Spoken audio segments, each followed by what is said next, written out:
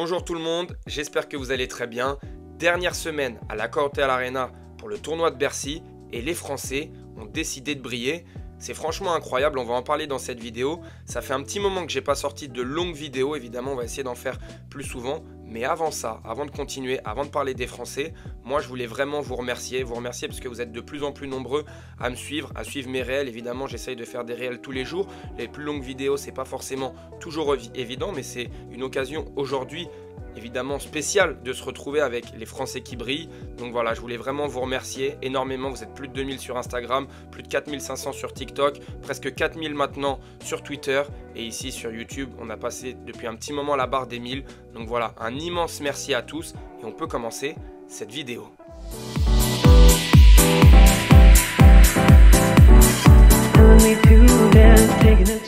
Évidemment, on est obligé de commencer par cette une de l'équipe. Combien de temps ça fait qu'on n'a pas eu une une de l'équipe comme ça dédiée au tennis français? Alors, on en a parfois qui sont dédiés au tennis. On a eu récemment avec Rafael Nadal. Mais là, le tennis français qui brille à domicile, mais quelle bonne pub, vraiment c'est incroyable, on ne peut pas rêver mieux en fait, parce que souvent on dit que le tennis français va mal, etc.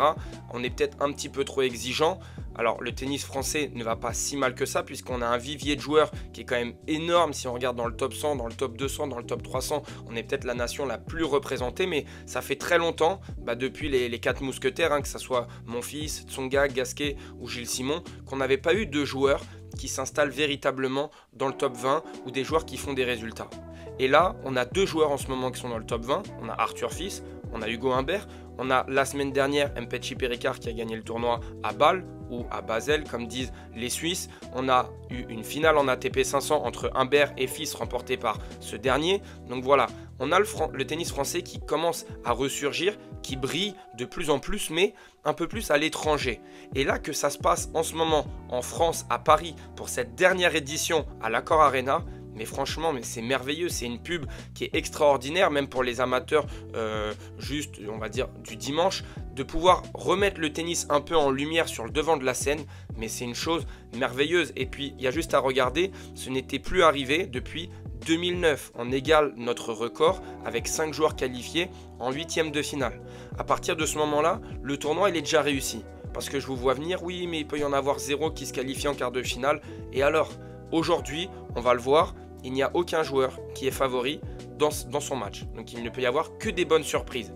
Alors évidemment, on aimerait qu'il y ait plusieurs bonnes surprises, mais ça serait complètement utopique d'imaginer un 5 sur 5. Et même si on perd aujourd'hui nos 5 matchs, il faut quand même souligner qu'on a fait un tournoi exceptionnel. On a 5 joueurs qui sont qualifiés, mais on avait aussi Mpetshi Perricard hier qui a perdu en 3-7 face à Khachanov. On va évidemment parler un petit peu de tout ça en détail, mais avant de continuer, je voudrais vraiment dire que ça fait tellement plaisir d'avoir le tennis français comme ça sur la une de l'équipe, en même temps qu'à Paris pour la dernière de l'Accor Arena, on puisse avoir autant de Français qui brillent pour le grand public, pour les enfants, pour les plus grands enfants.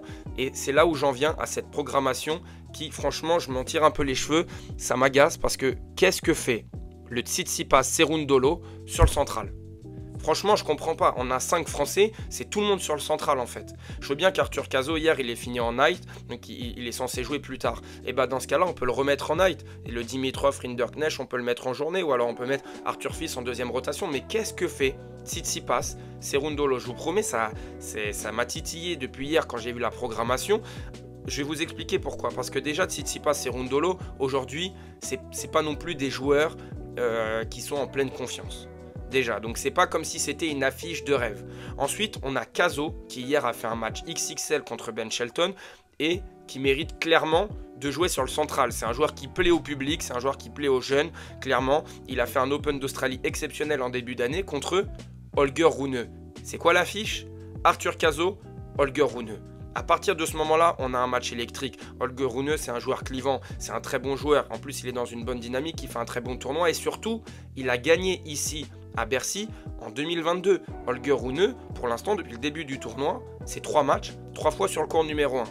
C'est pas normal en fait. Là, on a une affiche entre un Français qui est Lucky Loser, qui a profité du forfait d'Yannick Sinner, qui sort une énorme perf contre Ben Shelton, qui va jouer contre Holger Rune, qui est revanchard puisqu'il l'a battu à l'Open d'Australie, et on fout ce match sur le court numéro 1. Mais en fait, Tsitsipas Cerundolo, ça doit aller sur le 1. Et aujourd'hui, sur le central, c'est Cocorico. On doit mettre que des joueurs français, en fait. Et c'est pas dire on met que des joueurs français parce qu'on est chauvin. Non, parce qu'à un moment aussi, l'affiche, elle est excitante. Le Arthur Cazaux Holger Rune est plus excitant que le Tsitsipas Cerundolo. Et qui plus est, à domicile. Donc ça, pour moi, c'est une énorme erreur de la part de Bercy, très clairement. Après, l'ordre des matchs, peu importe, il y a session journée, il y a session soirée, il faut essayer de satisfaire tout le monde. Mais ça pour moi, c'est une énorme erreur. Bref, c'est pas très grave, on va essayer un petit peu maintenant de voir les affiches et qu'est-ce que ça fait plaisir de voir un tableau final comme ça condensé avec plein de drapeaux français. Voilà, il y en a pour tous les goûts, il y a plusieurs styles, mais on l'a dit tout à l'heure, il n'y a aucun Français qui est favori pour son match. On va voir, peut-être qu'il peut y avoir des surprises. Moi, je vous donnerai mes pronostics à la fin de cette vidéo à prendre avec des pincettes, hein, très clairement. J'ai pas une boule de cristal, je vais juste essayer d'être objectif et de vous donner mes quarts de finale potentiels. Et avant de continuer, on va évidemment parler d'un joueur qui n'est pas qualifié, mais qui fait une fin de saison exceptionnelle, qui a fait un tournoi la semaine dernière en Suisse à Bâle complètement fou et qui là s'est révélé aux yeux du grand public parce que certains ne le connaissaient pas. C'est Mpetshi Perricard. Alors je ne sais pas si on dit Mpetshi Perricard ou Mpetshi Perricard, vous m'excuserez, j'espère qu'il me l'excusera, mais cette stat, elle est complètement folle. Cette stat est complètement folle. En 2024, c'est des stats qui sont fournis par l'ATP. C'est Eric Salio, un super journaliste d'RMC, qui nous fait cet article.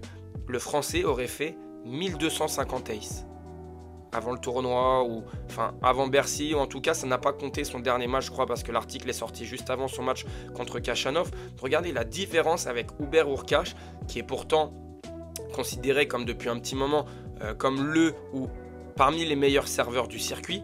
Là, il lui met 500 aces en un an. Je crois qu'on ne se rend pas compte, en fait, on est sur un Français qui est en train de défier plusieurs lois de vitesse. Là, il arrive à servir des premières à 240 km/h. Il a même servi une deuxième la semaine dernière, si vous ne l'avez pas vu passer, dans le tie-break face à Holger Rune, une deuxième balle à 235 km/h. Je crois qu'on ne se rend pas compte de la folie furieuse que fait ce jeune joueur.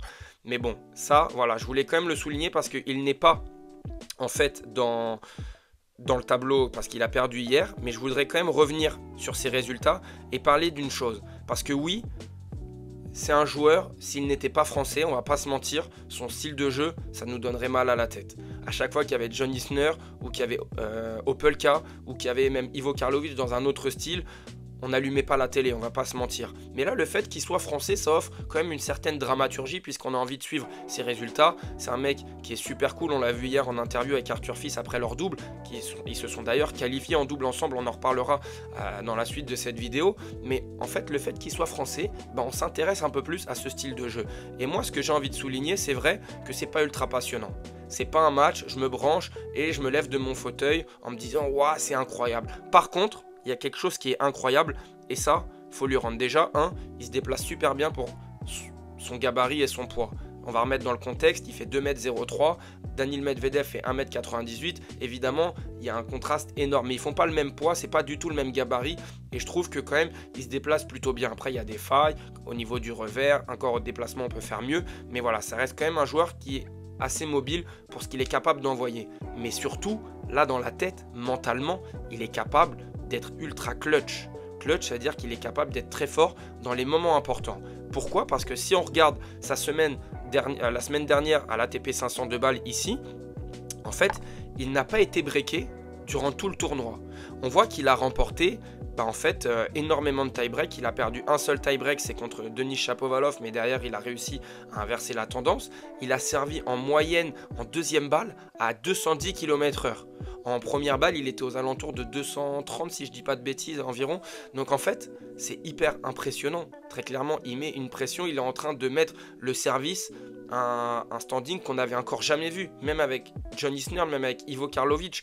Et puis, au fur et à mesure des mois, parce que certains ne le connaissaient pas, il a énormément progressé aussi au niveau du jeu de la main. Bref, tout ça pour dire que ce qui m'a impressionné, c'est sa transition entre Bâle et le Master de Paris-Bercy. Parce qu'une fois qu'on gagne un ATP 500 ou même un tournoi en général, le premier tour du tournoi d'après, souvent, ça fait plouf. Et là, qu'est-ce qui s'est passé? Il a réussi à se dépasser sur un central face à Tiafoe et il a remporté son premier match. Franchement, je voulais absolument en parler parce que oui, c'est pas forcément le style de jeu le plus passionnant, mais il faut quand même souligner les qualités mentales de calme de ce garçon à son jeune âge et ce qu'il a fait cette dernière semaine.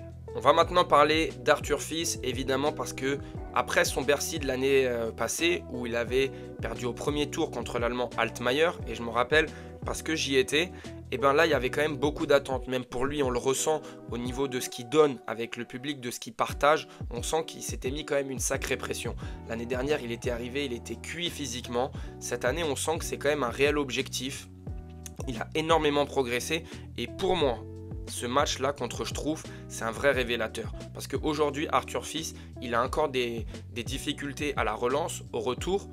Mais en fait, même contre Struff, en indoor, ça fait 3 et 4. Avec la pression du public, de jouer à domicile, tout ça, je pense qu'il y a encore quelques mois, ça aurait pu être un match beaucoup plus difficile. Et là, on le voit, ça fait 3 et 4, sans faire forcément un match parfait. Il a été plus patient qu'en début d'année, je le trouve vraiment plus solide, je trouve qu'il attend la meilleure balle pour attaquer, il n'est plus dans cette démarche forcément d'écraser ses adversaires, on voit qu'il tient un peu plus ses diagonales, on voit qu'il arrive un petit peu plus à varier avec les effets, avec les hauteurs, et lui encore une fois a pris en confiance puisque si on regarde, il a sauvé 8 des 8 balles de break qu'il avait contre lui. Et ça, c'est aussi un bon révélateur. Même au niveau du service, c'est lui qui fait plus d'ace face à Struff, alors que Struff est quand même un excellent serveur. Tout ça, c'est des signes qui sont très positifs. Et au prochain tour, il va jouer Alexander Zverev, qu'il avait battu en finale à Hambourg chez lui. Alors évidemment, l'Allemand va être revanchard. Mais est-ce que l'exploit va être possible pour Arthur Fils? Je vous donnerai mon prono à la fin de cette vidéo. On va parler d'un dernier Français. Évidemment, c'est ce match-là qu'on avait eu, on va arrêter la vidéo, c'est Arthur Cazaux. Parce que parfois, il y a besoin d'un petit coup de pouce du destin comme ça. Et Arthur Cazaux, lui, il l'a saisi puisqu'il est lucky loser de Yannick Sinner. Et Yannick Sinner, évidemment, était tête de série numéro 1 du tournoi. Donc en fait, Yannick Sinner était exempt du premier tour. Donc il passait directement au deuxième tour. Et bien Arthur Cazaux, il profite déjà donc du forfait. Et en plus, il évite le premier tour. Il se retrouve à jouer un Ben Shelton qui est quand même assez fatigué, il faut le dire. On l'a senti un peu émoussé, mais ça n'enlève rien à la performance du Français qui a fait une performance XXL. Arthur Cazaux a saisi sa chance et voilà comment une saison bascule puisqu'il remporte 80 000 $ au lieu de 12 000. Et ce n'est pas fini puisqu'il va jouer contre Holger Rune. Franchement, ça, c'est des choses, on l'a vu un petit peu avec Rinderknecht, on n'en a pas trop parlé dans cette vidéo. Rinderknecht, pareil, qui a profité et qui a remercié Gaël Monfils puisqu'il a profité du forfait de ce dernier.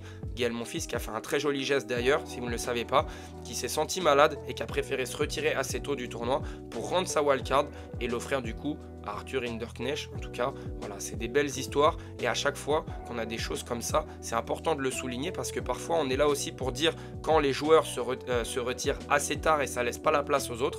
Cette fois, il faut aussi le dire.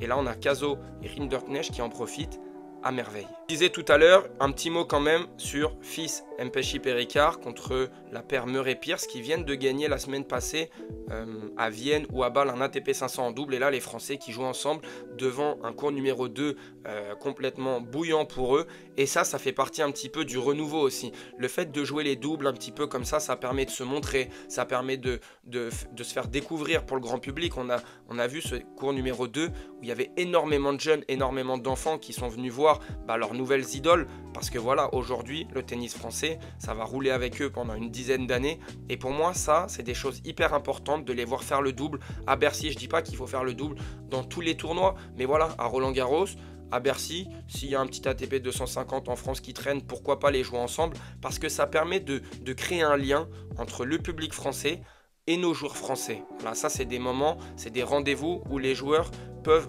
partager des moments, on va dire, plus cool parce qu'il n'y a pas forcément d'attente. Et puis, s'il y a la victoire au bout, il y a une bonne communion. Donc ça, c'est vraiment cool. Et puis, on revient sur ce petit arbre des huitièmes de finale. Il est l'heure pour moi de vous partager, en tout cas, mes pronos, entre guillemets. Je vais essayer d'être le plus objectif possible. Je pense que pour Arthur Cazaux, ça va quand même être très difficile parce que je trouve que Rune fait un très bon Bercy. C'est des conditions qui lui conviennent très bien. Et puis, on le sait, il a gagné en 2022, c'est un tournoi qui lui plaît. Donc je pense que ça va être compliqué pour notre Français. Je vais quand même faire passer Holger Rune. J'espère me tromper évidemment.